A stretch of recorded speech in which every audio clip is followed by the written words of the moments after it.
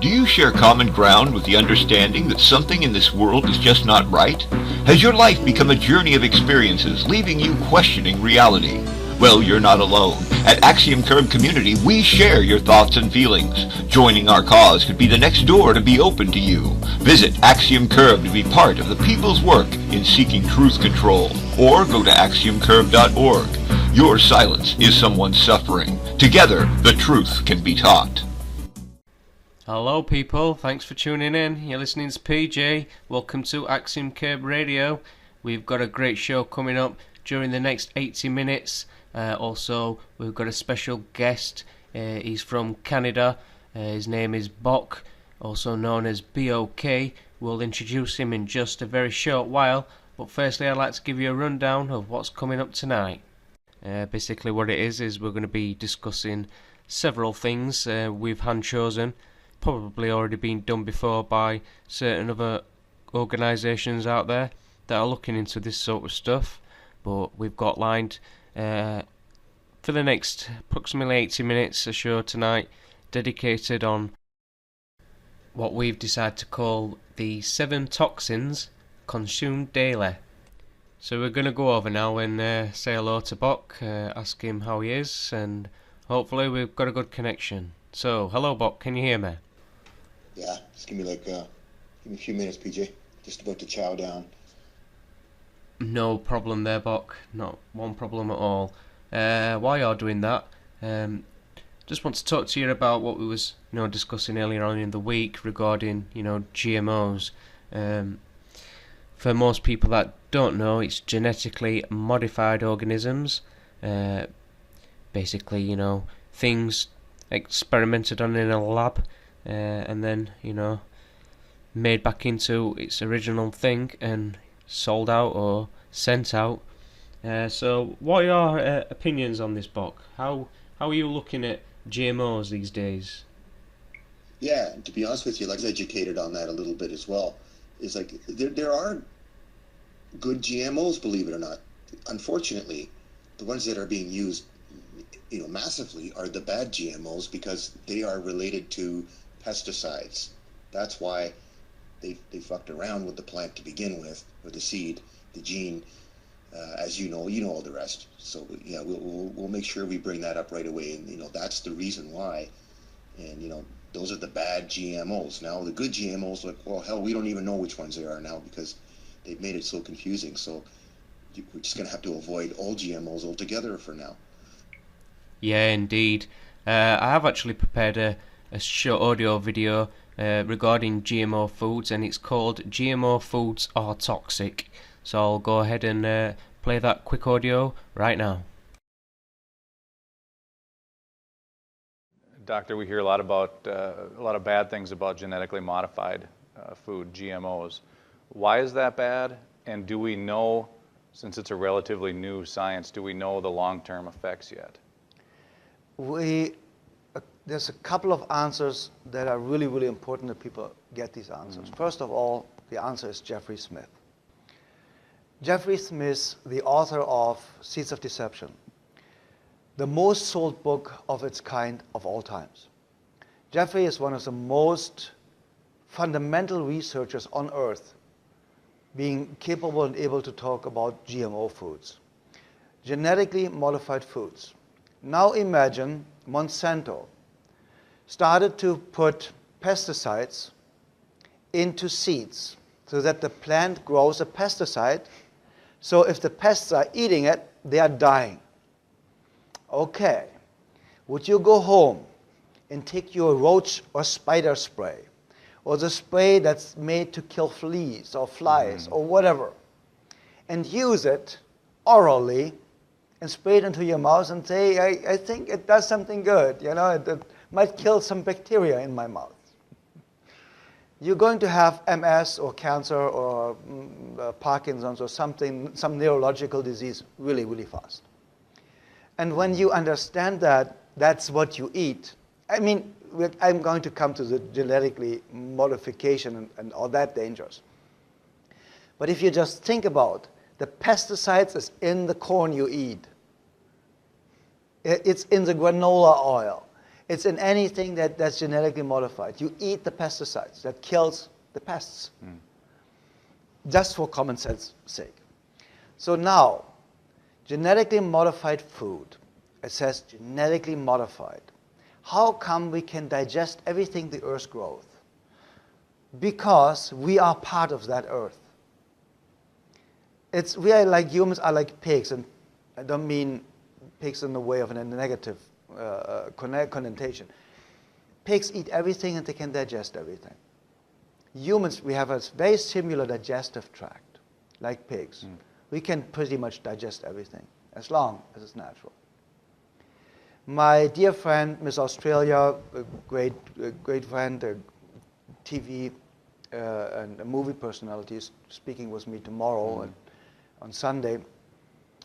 She wrote a book called The Earth Diet. And you wouldn't believe, she is Miss Australia. She's one of the most beautiful girls in the world. She is perfectly healthy, perfectly fit. And she eats everything, chocolate. She makes her own peanut butter cups. But everything the way it grows. Nothing is chemically altered or in any way, shape, or form modified. And this girl eats more than I do. And I like to eat, believe me. And this girl is skinny and perfectly healthy.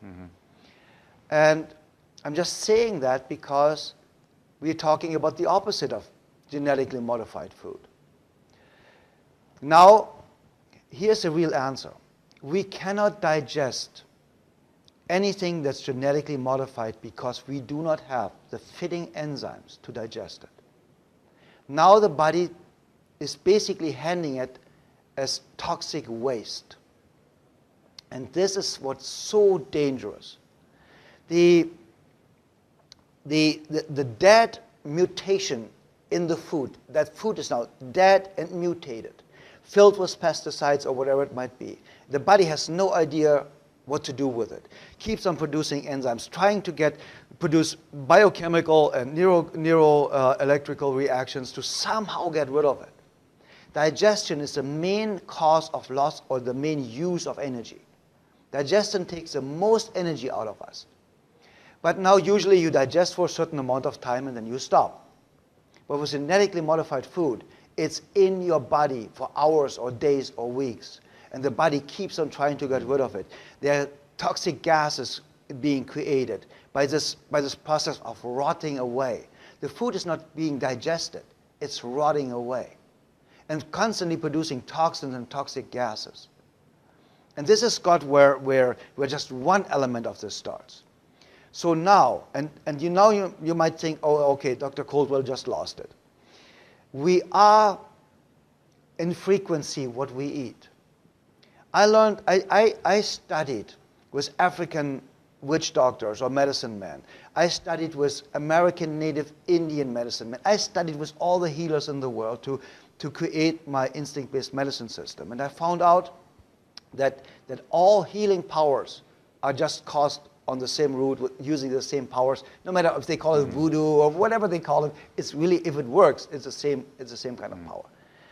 And when I even worked very close with a couple of medicine men here in the U.S., and they told me, do you remember that in old movies, sometimes in old Western movies, the Indians killed a buffalo and they apologized and they prayed with the buffalo and said, Brother Buffalo, I'm sorry I had to kill you, but I had to live. And don't be upset. And I was thinking about this as a kid even. I'm thinking, that's really eerie. They kill it, they eat it, so what? It's dead. But then the medicine man explained to me, everything has a vibration. And this vibration, everything that we eat changes our vibration. So we come frequently as a frequency. Everything in life is frequency and vibration. That's all there is. It's light and sound. And we adapt to the frequency, or the frequency adapt to us from anything we eat. And the more I studied that, the more scientific sense it all of a sudden made. All of a sudden, it didn't sound so absurd anymore. No, because the Indian prayed to the buffalo, or with the buffalo, to harmonize the frequency, to not make it its enemy, to not have something like like when you kill an animal in a horrible situation in a slaughterhouse, and the animal is really, really terrified and knows it's going to die. It produces all these stress hormones, adrenaline and everything. It's all over the body, and that's what we eat. That's why it's so highly toxic.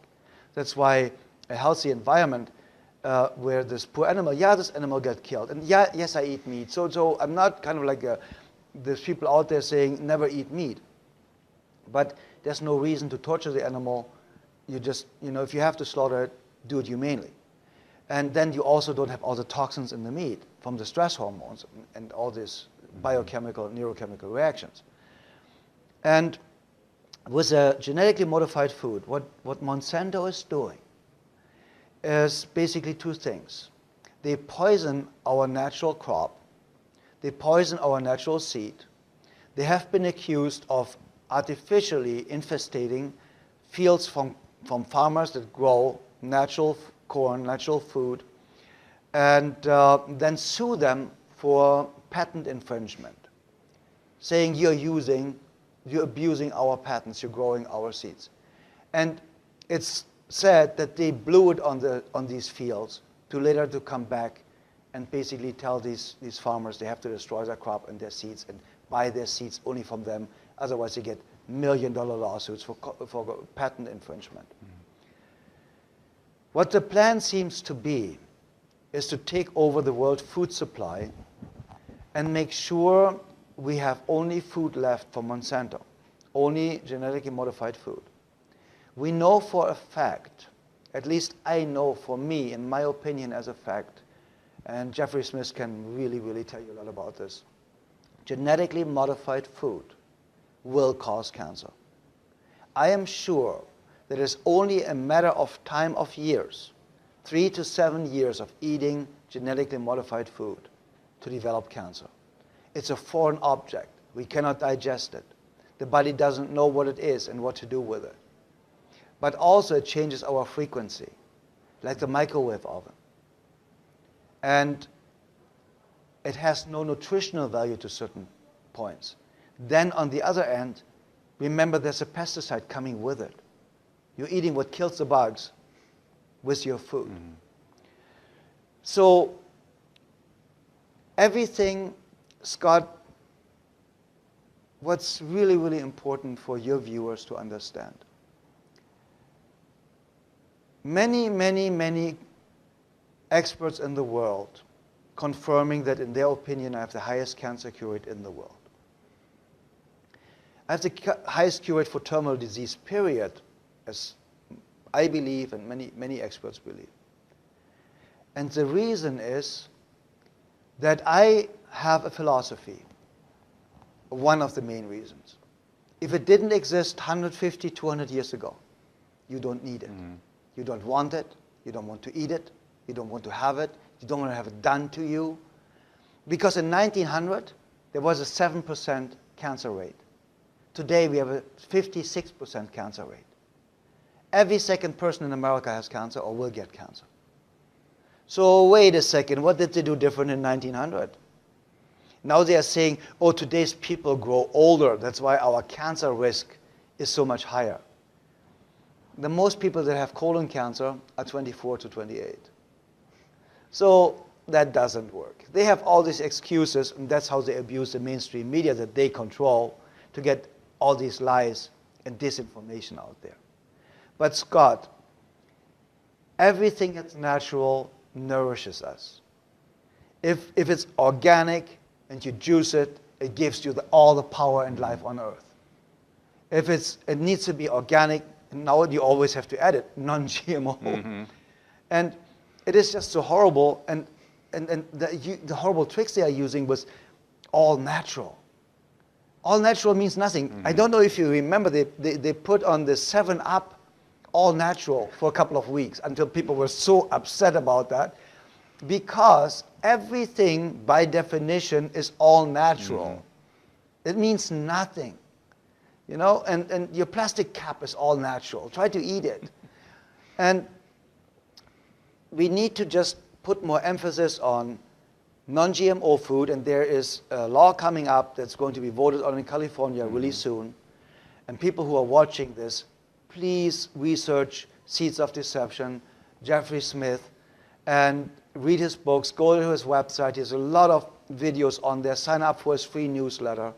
He is fighting out there a fight that I'm fighting all my life for cancer patients. We have death threats. I've been shot at. My car has been bombed. We have up to 27 death threats a day. Our office now jokes with these people when they call up and they just say, come by, can you kill us now? We're waiting, we're bored, come over here. Because that's how absurd it's got. And Jeffrey is in the same spot. And he was a lone fighter out there. He got it before any of us got it. I didn't even get it. Jeffrey got me on it. And that's why I'm saying we need to communicate more with each other and stick together. Even if somebody is a tree hugger that I always thought, I'm not talking to a tree hugger, please go shower and get something else in Birkenstock shoes. And today I'm thinking, wait a second. That person said just something really, really smart, back to nature. And I'm thinking, yeah, I'm saying back to nature too, just in a different way. So let's come together. And so stay away. Genetically modified food, GMO food, under no circumstances, not one single time, can be accepted as food. It will kill you. Not maybe, it will kill you. Yes, well, he sounded very adamant there. If you've never heard of GMO foods before, I suggest it's the perfect time for you to start researching into all this, looking into it all yourself, doing your homework, doing your digging, do your mining, do whatever you've got to do, talk to people, just ring companies up, ask them questions. 9 times out of 10 you'll probably not get an answer, but at least it's leading you in the correct path in making you aware of what GMO foods really are all about. So we're going to continue this show now. Just get back to Bock. What did you think of that, Bock? Did you agree with pretty much what he had to say? Yeah, that was good, PJ. Everything he said is spot on. Did you? It was interesting, the part where he said about, because I've read this from other people, and this isn't really known. He said how when an animal is slaughtered and what a difference that makes from releasing those, changing its hormones and stuff like that. That's why that's what's kind of behind biblically slaughtering an animal, which means kosher. And a lot of people just think, oh, that's a Jewish thing or whatever. No, biblically slaughtering really means is to most humanely as possible is to slaughter the animal without it's knowing it's going to die. So what they used to do is they used to have, first of all, it has to be, a very sharp knife. Make sure that one cut is going to hit, that it'll cause no discomfort. There's no burrs on the blade that'll catch on the animal's skin or anything. So it's an extremely sharp knife, and they kind of, they just kind of ease up behind the animal and then they slit his throat. And that's biblical slaughtering. Yeah, it was all proper. He just, I've heard this from other various of sources now, which is a good thing. It's not only one person, and I've heard of this guy before, PJ. He's been mentioned by people that I listen to. So, he's an older chap, by the sounds of it. So he was probably onto this stuff, a lot quicker than people are today. And the part, where he's talking about labeling, where even if it says all natural and everything, yeah, that really doesn't mean anything. It's, marketing language is very tricky. In fact, you can even actually call something organic and it's not proper organic unless it's certified organic, and then it's certified non-GMO, and then it's certified sustainable farming. You know what I mean? There's all kinds of things to look into. So that's another problem with with getting healthy and educating people today is to battle the lingo. Learn this language of preservatives, bad stuff. And I'm sure people have caught wind to this, no matter how ignorant they are, or no matter what, where they're at in their, in this world with, and they must associate their health with the types of foods they eat. Listen, this individual is obese. They do, Bob. And I mean obese. And then like, what are they drinking? Like, with their lunch, they'll usually have like a diet or a Coca-Cola or, pop. Yeah. And then they'll be eating like pizza and stuff later. It's like, you know what I mean? Like, it's like you're willingly killing yourself. Yeah, you're basically bringing it upon yourself, I don't really. mean to pick on obese people because like, it can happen to the opposite as well. Being too thin is also a bad sign of, like you're not getting proper nutrition and all that. And the same thing with being obese. It's just it's an inflammation. Your body's retaining water. It's trying to produce minerals that aren't there, and that's what obesity is. Yeah, well, they always say you are what you eat. I've come across that where they're talking about, the medicines in the food. It's not in, prescriptions and all these other stuff that they're willing to give you. They said every sort of ailment you need, it's always found in, natural products, but it goes back to defining natural products. Basically, I think that's just a way, channeling things so it's always regulated and approved by, their associates. That's the way I see that sort of stuff anyway. Don't know about yourself.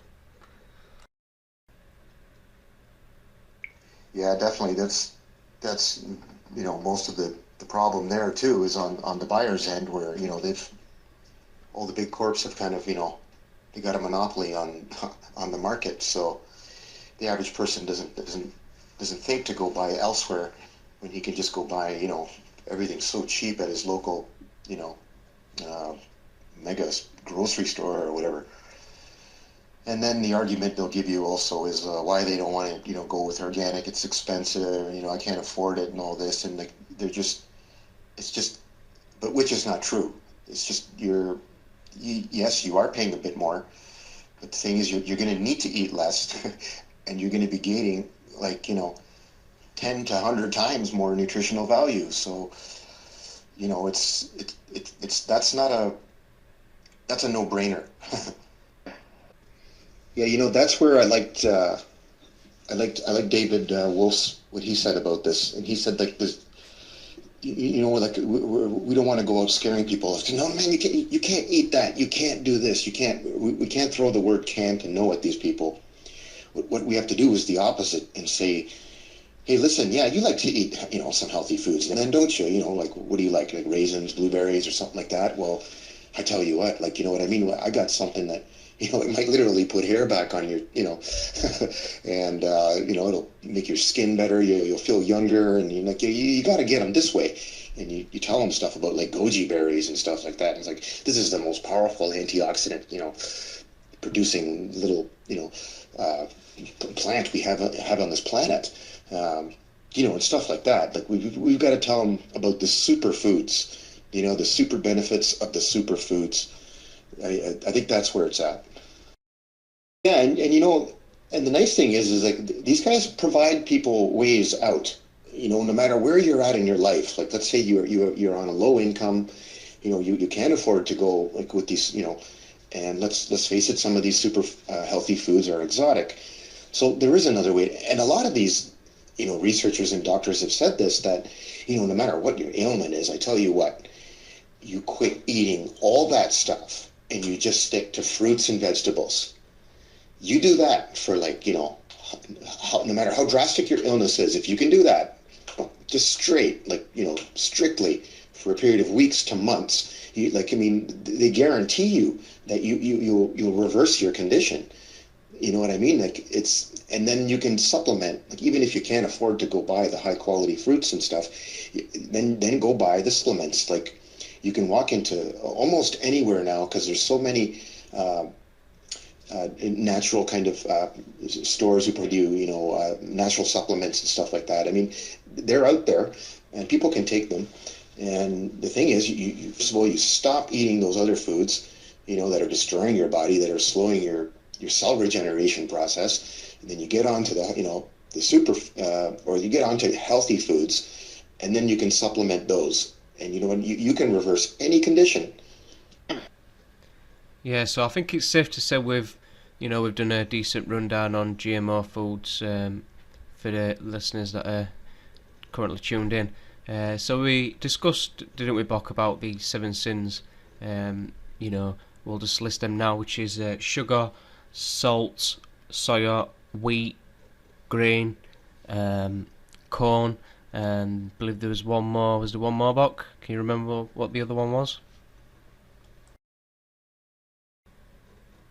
Oh yeah, milk. Milk is something that's a giant industry that kind of runs the planet. They've got the entire planet thinking that milk is a great source of vitamin D and calcium for your bones, and which was never based on any scientific evidence at all. Yet they still use that motto today. In the dairy industry, it's not just milk. It's in the cheese. It's in most yogurts. Like, I got to admit, I don't eat a lot of dairy products at all anymore. But once in a while, I do eat some organic yogurt just to get some of those, probiotic enzymes and stuff working in my stomach. And enzymes, that's something we can go into later too, PJ. I guess that's for week 2. Yeah, that's for the person who wishes to follow this further. Yeah, for sure. We will definitely be covering the good side to what we've been, discussing today, rather than all the doom and gloom as we're putting it across. Hopefully it's not, been too much to scare you away and you're still actually listening in, because there's still a lot of information we are yet to provide you. I am going to get on now with playing a next audio clip, which is called Why Drinking Milk is Rocket Fuel for Cancer. So yeah, I hope you enjoy this. Hi, Russ Curran, and today I want to talk to you about a subject I've been dying to get on video, and it's all to do with the subject of milk, okay? And I got to be careful because I could go way too long on this one. I want to keep it very short. Milk is, for lack of a better word, the biggest scam pulled over on the American population that there ever has been. The dairy industry is a very, very powerful industry. You can tell because you see their ads on TV and in magazines and newspaper everywhere, every day. They've infiltrated the school systems. They are very big into politics, and they've got a lot of money. Okay, so the reason why I say that, I'm going to explain to you how dangerous milk really is for your health. Because a lot of people think, well, Russ, come on. I mean, we've been drinking milk since, I'm 46 years old, when I was a kid, and our parents and our grandparents, right? Starting way back on the farm with cows, and before it started being pasteurized, homogenized, and put in grocery stores. And that is actually the healthiest form of milk to drink, right from a cow, raw milk, the best way to go if you're going to drink it. However, I still wouldn't recommend that, and I'm going to explain why. Here's what milk does to you. Number one, it's pasteurized. Okay, pasteurized milk like this particular brand, or any kind of brand you see in a grocery store, and it will tell you, it's right here, right on the bottom. You can see that, ultra pasteurized. And that's even worse actually than pasteurized when it's ultra, because what pasteurization is the heating up process. Okay, so it heats it up to 180 degrees or higher. Ultra is probably in the 200s, and it basically destroys every living enzyme in the milk. Anything that's pasteurized, it destroys anything that's living in there. And the reason why they do it is to give milk a longer shelf life in the grocery stores, so they can leave it up on the shelf and make more money. That's what it's all about. Longer shelf life. They can leave the product up there. It doesn't have to be sold in a day or two like raw milk used to be, or delivered in a day or two and refrigerated as quickly as it could be. Pasteurization, that's why they do it. Unfortunately, it kills everything in it, and you end up consuming a dead product with no nutritional value whatsoever. Okay, let's get to homogenization. Okay, and that's on here too. That's back in the ingredients, and it says right here, ultra pasteurized and homogenized at plant, stamped on top. Okay, you'll find it. It used to be bigger, right in print, right on the front, but I think because the public awareness is growing on what homogenization is, they took it off the front and put it in little fine print over here, so you can't, it's not readily available to see. So what is homogenization? Basically, it's like it's a process they use. Machines use it, and it's pressure per square inch of the milk processing itself. So what they do with milk is they typically pressurize it down to 400, I think it's pounds per square inch, which reduce the fat molecules or globules, if you will, inside the milk, and they get them so minute in this product, in the liquid product. Here's what happens with homogenization, that the proteins bypass your gut in terms of being digested, and they're actually absorbed into your bloodstream readily and immediately. They go directly into your bloodstream. Now, okay, Russ, why is that a problem? It sounds like bypassing digestion is a good thing. It's not. Number one, because the body was designed perfectly by God, and it's designed to break down most of the proteins we eat, and it absorbs into the body what we need to function on a daily basis, assuming we're eating quality protein, right? So when you get more protein than you need, and we consume so much more than we actually need today, and that's a subject for another day, what happens is you get an overload of protein into your bloodstream. So what does this do? Well, that's where cholesterol comes in, and what it starts to do is scar your arterial walls or your arteries. That's still, it's the body's natural process to protect you. It starts to build up layers of cholesterol on the scarring of those arteries to protect it and heal it. Well, when it builds up and creates that scar tissue, that doesn't go away. Unless you consume an all-plant diet, it will flush through and help clean out your arteries, and there's some other treatments you could do. But most people aren't familiar with that, aren't aware of that, aren't willing to do it. So what starts to happen? Your cholesterol builds up, including your bad cholesterol, because you just have too much being produced in your body from the scarring in your arteries going on, okay? So you got that going on. And then number two, it starts to reduce the passageway of the vein itself, the arterial walls, and it makes it harder for the heart to work, to pump blood through the arteries, through your veins, okay? Because it's used to be like this, and now it's closed up because that cholesterol is building and building and building in there, right? So what does that do? Starts to create heart disease, heart attacks, and it starts to increase and elevate blood pressure, which leads you to the doctor, get you on medications, surgeries, all kinds of useless stuff, all because you're drinking milk. Now, the other thing milk does is it creates mucus, and mucus is a foundation for cancer and for fungus, which is a big reason cancer exists. It's also, milk is a big reason why a lot of kids through childhood get earaches. Because of the mucus buildup, the inflammation, and it all starts right here in the ears, in equilibrium and earaches. Milk is just a nasty product, and I know we all grew up with Nestle Toll House cookies and warm out of the oven with a nice glass of milk, myself included. But when you really peel back the onion and do your research and understand the dairy industry and what this is all about and what it leads to, milk is rocket fuel for cancer, okay, and a whole host of other ailments and diseases. But it's important to understand what it does because of the hormones in a cow's milk, and then the hormones that are injected in the milk and processing and injected in the cows that deliver the milk. You've got so many hormones going in the human body that our body wasn't designed for that. Our body has all the hormones it needs that are produced naturally with just the way we live, okay?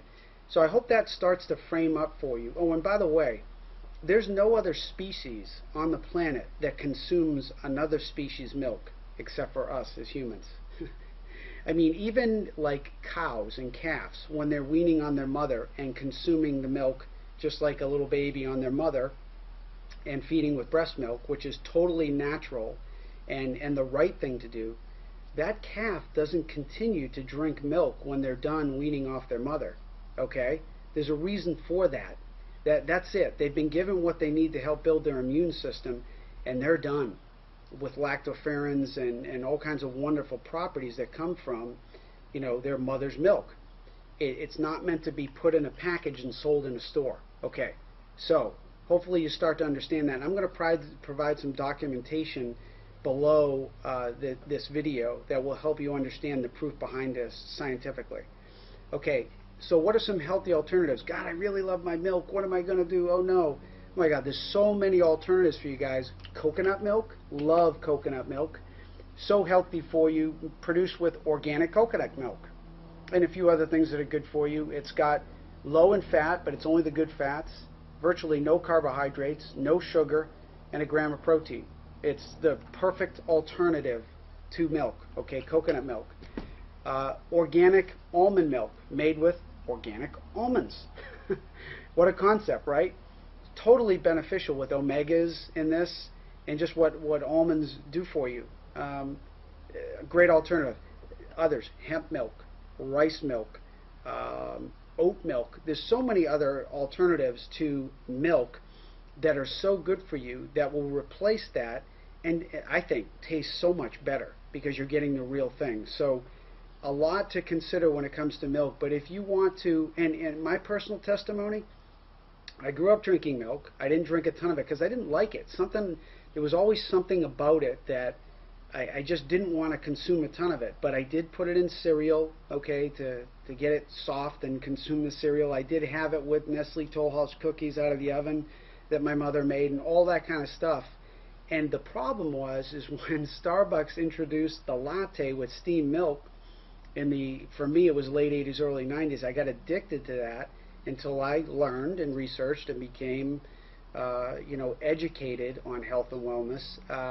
I got off that, but what it created for me was a chronic sinusitis condition. Sinusitis, because of the mucus buildup and the pressure, led to 3 sinus surgeries and years of antibiotics, which created candida in my gut that I finally got removed from intravenous hydrogen peroxide treatments that made my lungs like new, wiped out the candida in my gut, and then over the course of a few years started to repopulate the good probiotics in my gut to help balance out my immune system and get my health back. And since then, I haven't had a bout of sinusitis. I really, if ever, get a cold now. I may get sniffles, but with the antioxidant products that I take, I'm pretty much a healthy guy year-round, and very rarely am I shut down because of a cold. And it's all because I got off of milk and it did some other important things in my life as well. So hopefully that helps you guys. And by all means, if you have any questions, reach out to me, comment below the video, ask a question, give me a call. My contact information is always available below the videos. And as always, cheers to your health. Yeah, but that's put the fear in you. I bet, next time you go to the shops, you're going to think twice. It definitely did me, I tell you that straight away. I was in there, I was, bypassing all the dairy products, all the milk, the cheese and everything else. Just quickly had an eye homed in for, coconut milk. I wanted to give that a shot. And I'll tell you something, the cartons in UK, England are nothing in comparison to... as shown in if you watch the video clip of the audio you've just listened to on YouTube, you'll see their cartons are greatly more enlarged than the ones they make for us in UK. I don't know the sizes over in Canada where boxed from, but that was one thing I noticed. If I didn't notice how bad milk was. Right, now we're moving on to the next part. The next part of the show is based on an audio clip called Sugar the Bitter Truth. What 300 grams of fructose a day for over a decade has done to me. It's a guy from Australia, and he's going to be discussing a bit about fructose and eating fruit, the benefits of what we call the superfoods.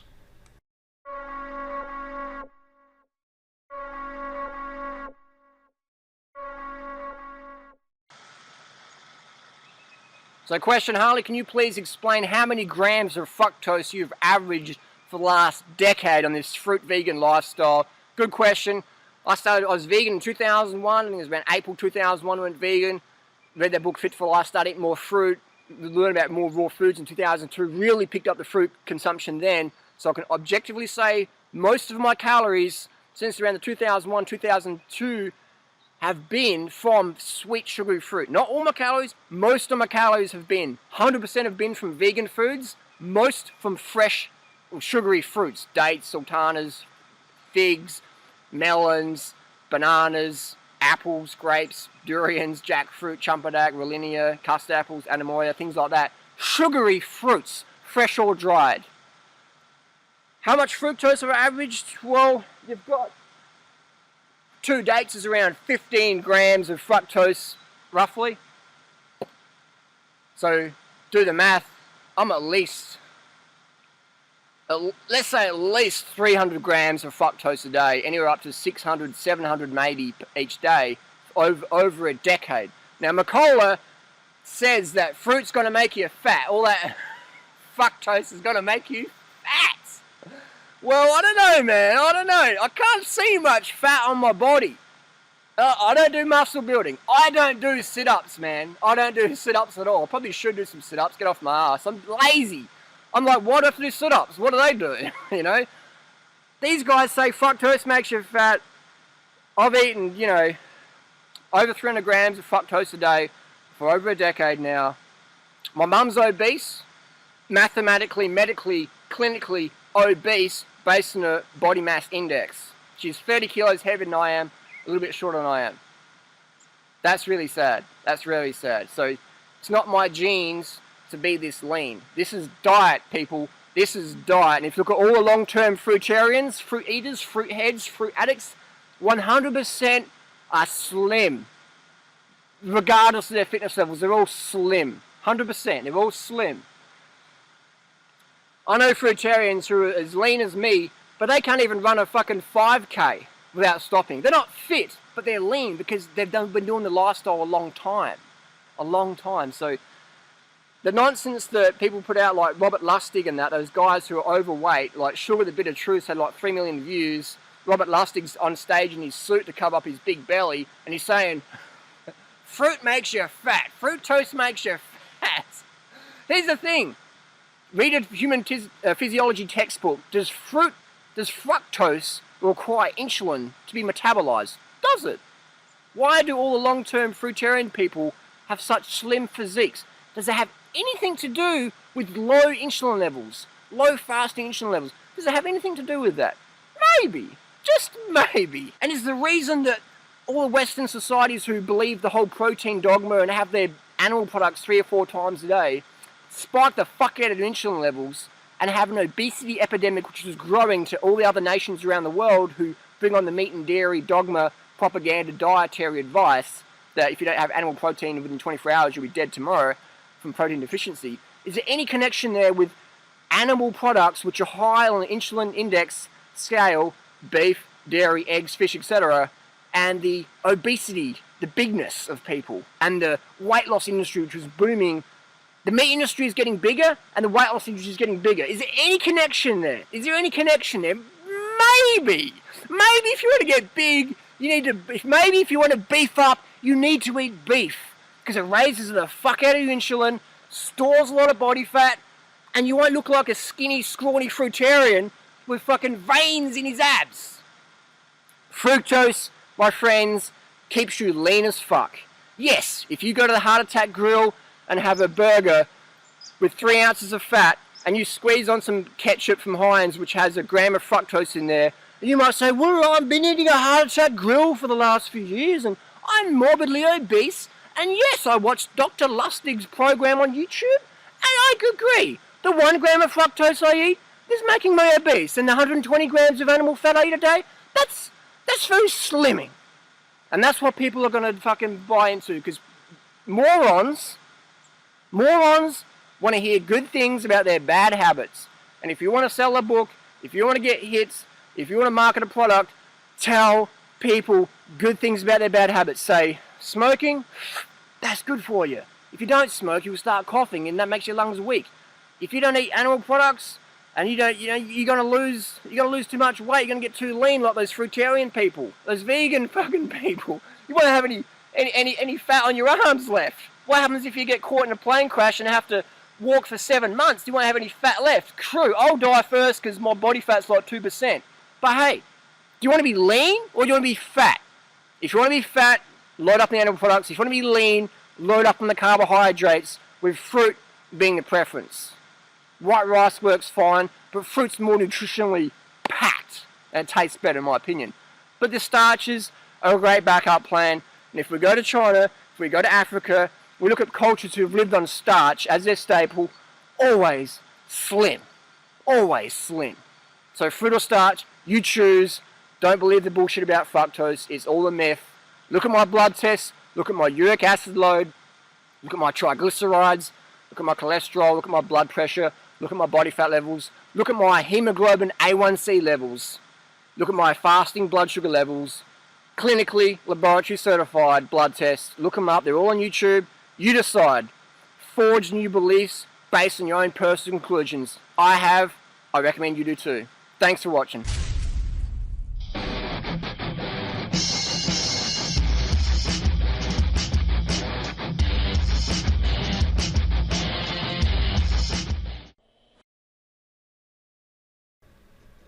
Yeah, so spot on.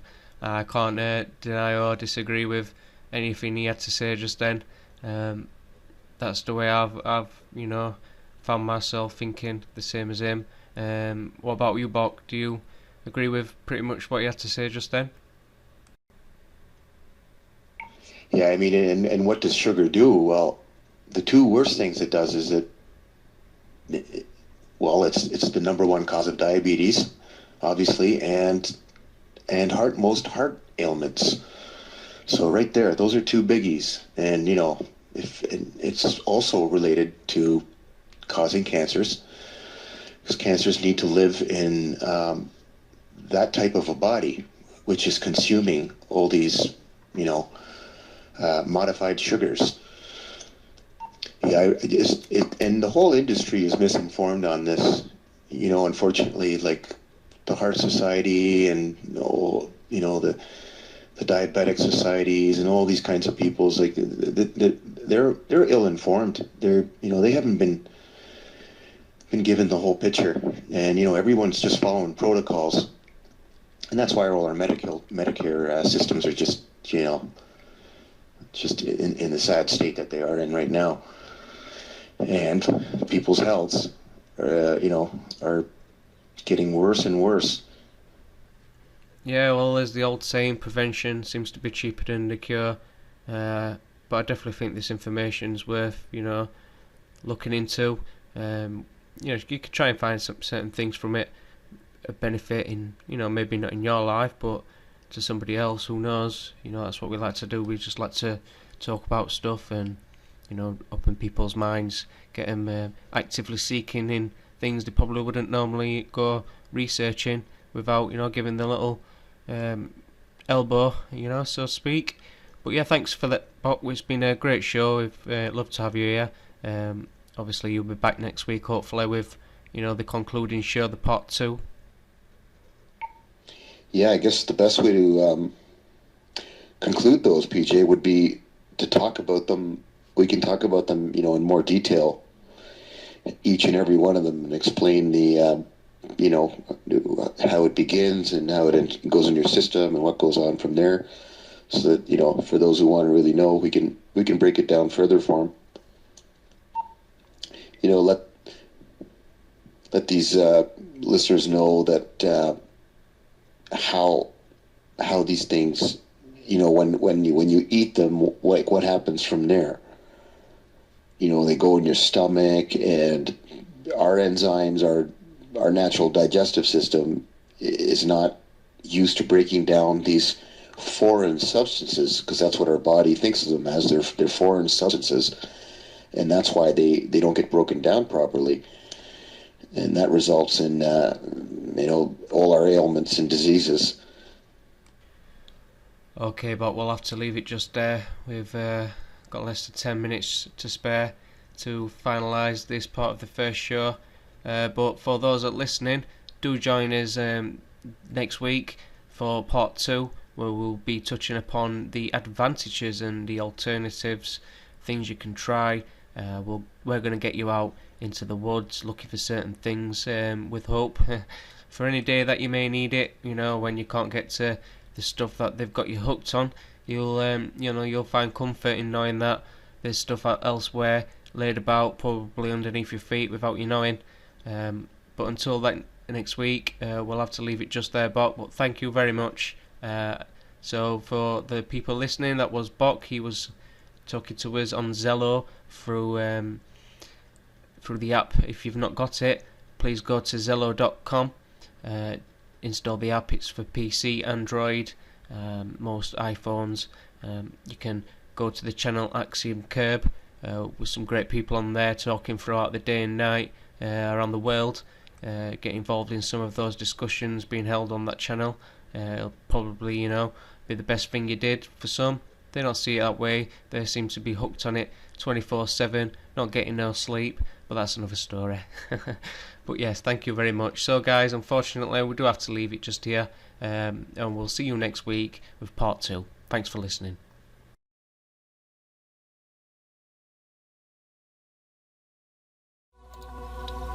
Do you share common ground with the understanding that something in this world is just not right? Has your life become a journey of experiences, leaving you questioning reality? Well, you're not alone. At Axiom Curb Community, we share your thoughts and feelings. Joining our cause could be the next door to be open to you. Visit Axiom Curb to be part of the people's work in seeking truth control, or go to axiomcurb.org. Your silence is someone's suffering. Together, the truth can be taught. 350 million waste years ready to go once we reach them. 700 million worldwide once we get everyone out of poverty. If you take just the 350 million, and if each one of them could devote 1 hour a day to working on the world's problems, to tapping that amazing divine inspiration that they have access to, that brilliant genius that every waste year has through their consciousness. 350 million hours a day of innovation we have the ability to employ. Do you know how much time it took to build the Empire State Building? 7 million man-hours. We've got 350 million available to us every day. That means right now, if we wake up all the wasteers over the next couple months, right now, and we all start devoting an hour out of our hearts and souls to contribute to humanity, and we start coordinating with each other and devoting just an hour a day, we have the capability to deliver the equivalent of 50 Empire State Buildings every day to humanity. 50 Empire State Buildings worth of innovation and change and progress every day. And we need it. There's enough problems to go around, but there's also enough waste years once we wake up. And that's what we're doing. That's what we're here for. That's what this movement is all about.